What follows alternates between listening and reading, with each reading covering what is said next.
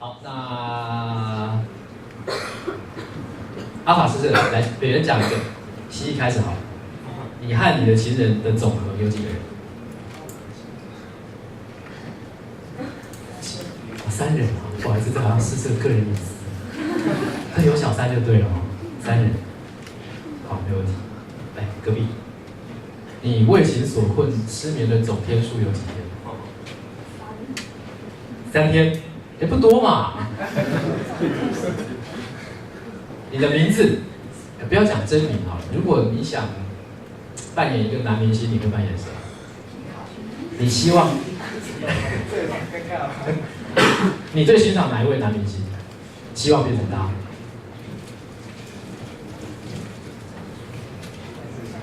你一直想不到。可以下一题吗？你可以下一题吗？好，那隔壁你最喜欢哪一位明星？听我下一题。每个人都讲下一题。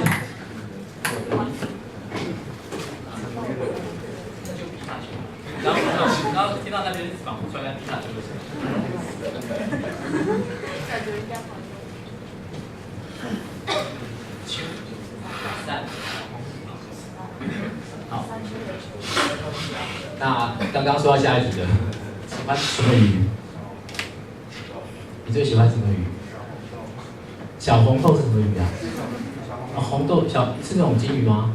没有，红色很小只的。你为什么会喜欢这种鱼啊？很可爱。你最喜欢哪个小红豆？我第一次听到这个。是很不错。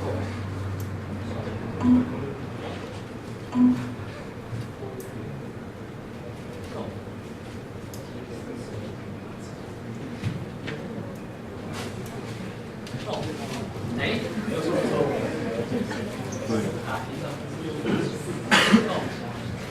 好。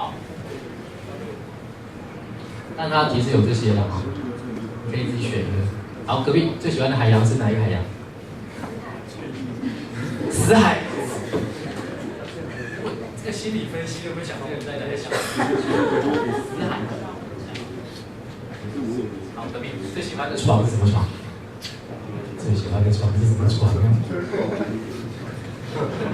工学院就会讲这种无聊话，就车床。你还看得不够吗？洗床啊，不是洗床，就是车床，对不对？来，什么床？看提示。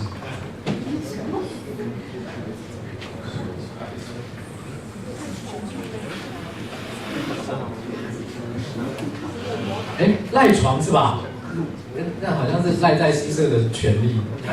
那你想要你个人喜欢选哪一个？海床，海床，这好像通常地质学才会使用到。好，隔壁的最喜欢什么花？牵牛花。牵牛花。牵。牛。花。好。哈哈哈哈。你最心爱的人，没有情人就填心所爱的人。什么人？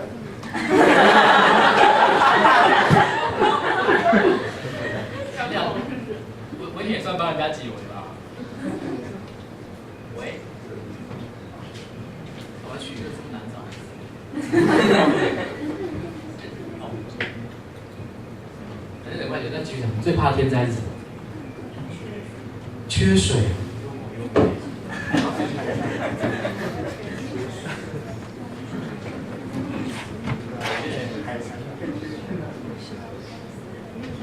你在道别的时候，通常会变说什么话？拜拜，太普通了，不行。我想到一句，写我啊，滚你妈的蛋！拜拜应该有点。我刚刚讲了资讯这么多的。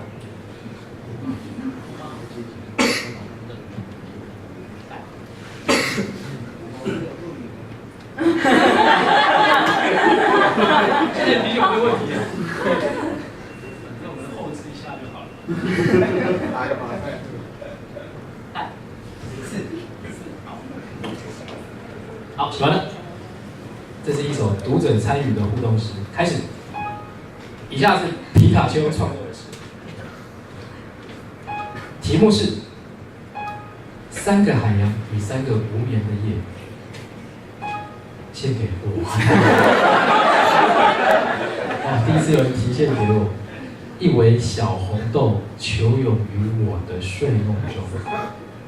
尾鳍把晕船的星星拨出水晶音乐，随即没入死海的荒凉。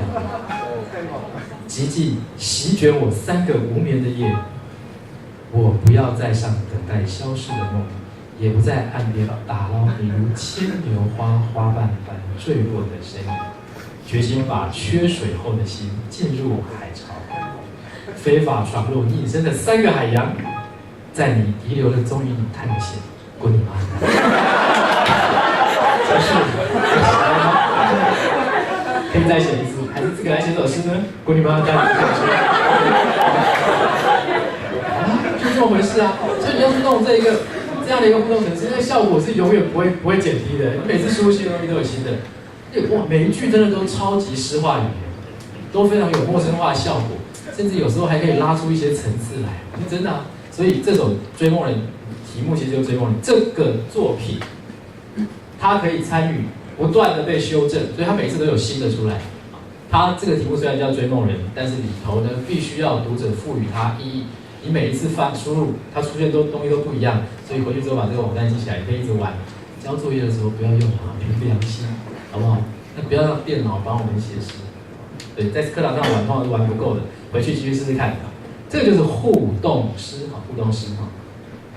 也叫做超文本诗。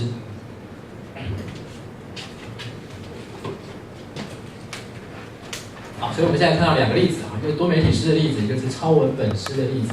所谓超文本，就是文本不固定，可以不断随时修正，每一次选择的结果都不一样。就像各位在玩 RPG 游戏的时候，因为你选择不同的任务啊，后来结果就会不一样，就是类似这样子的理念啊。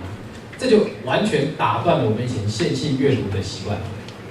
好，再过来呢，就跟各位比较有点关系的，就是装置诗。好，装置诗。哇，刚刚我忘记把这个拿过来，上次比较有带来，但是没有用到。夏夏是一个很可爱的诗人啊，他做过很多很疯狂的事情，比如讲一整本诗集全部用刻的，每一个字都是自己刻，刻完之后就盖上去。他就想想怎么样用最少的刻印完成一本最多，就是完成一个最丰富的诗集。你漏多一个字就要刻一次，多一次就要刻一次啊，所以这个诗集就非常的锥心刺骨，因为每一个字都是重如千钧啊。那你大概要刻多少字就可以凑成一本诗集？你觉得呢？啊，而且还是要丰富哦。看的标都是得1、2、3、4、5、6、7、8啊，这样组合出来诗当然就很无聊。他当然做了很多实验啦，比如讲这个，我有买了几盒，就是火柴盒诗，从外面就已经有设计过，这个叫做引火自焚行动，里面就是一本诗的火柴诗双月刊，每过2个月它就出一个新的版本，每过2个月出一个新的版本。然后里面呢，像同月就是5月咯，里面放的就是顾城的诗作，叫《虫鸣》，这树要开花，再一看叶子，细一看也是花，满山满树都是叶子，它美丽的像手指，有点不好意思。后面2句都是神作，漂亮像一个像不好意思伸出去的手，花瓣的感觉，漂亮像不好意思的手指。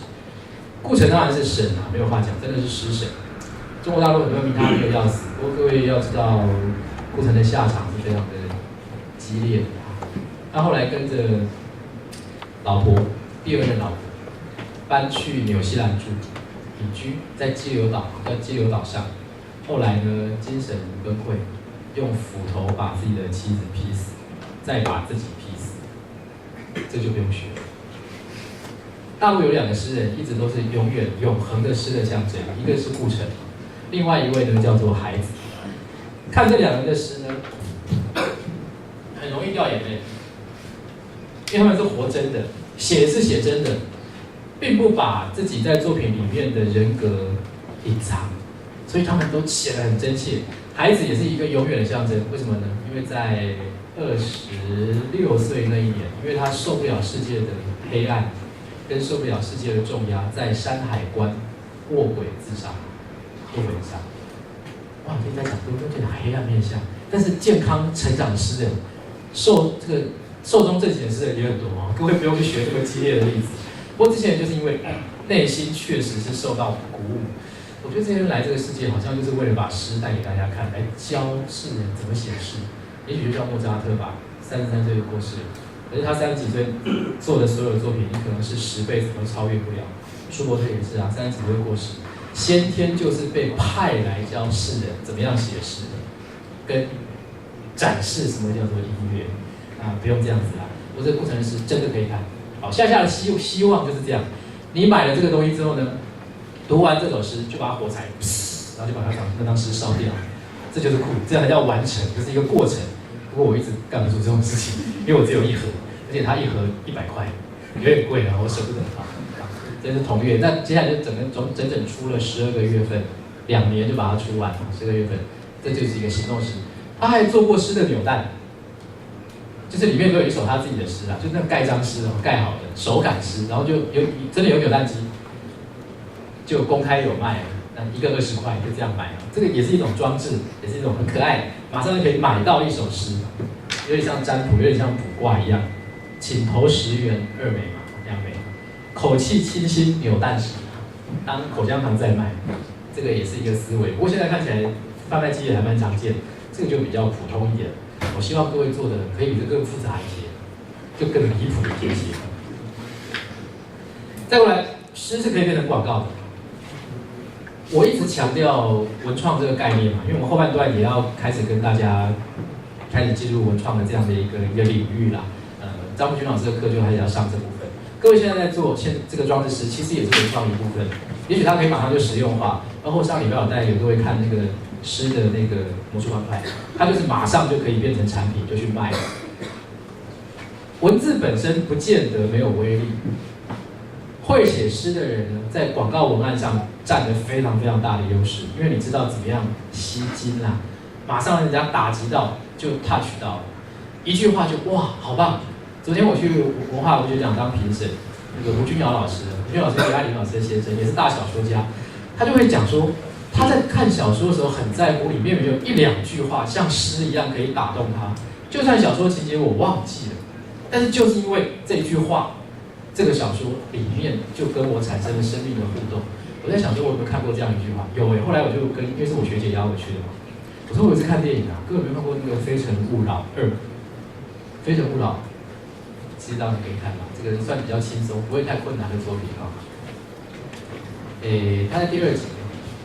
里面有一个主角，因为他后来得了癌症，我这个具体的剧情雷不要跟各位报。但他死之前呢，他做生意做得非常非常大，等于说什么都有，爱情也有，因为他就是个游戏情场的人，老婆也很漂亮，后来跟老婆离婚，但情人都不缺，事业做这么大，事业上面的这个全国人都很尊敬他，但突然就得到了癌症，就得死了。那他就要他身边的人帮他，因为他的好朋友。就是葛优演那个主角，就总是要帮他办一个生前告别式啦。活着的时候就跟大家告别。他里面讲一句话非常打动，他说：“我的小孩子，他唯一担心的就是他这个小女儿，因为年纪还很小。但是我已经帮他存好了一笔信托基金，所以他以后一辈子都不用愁。我的公司会交给我那些伙伴们。女儿呢，帮他存了信托基金，所以他一辈子都不缺三明治可以吃。虽然不见得吃得多好，但是三明治绝对没有问题。”下一句话，我这个女儿我只有一个愿望，让她有三明治吃，不怕饿死，想不干什么就不干什么。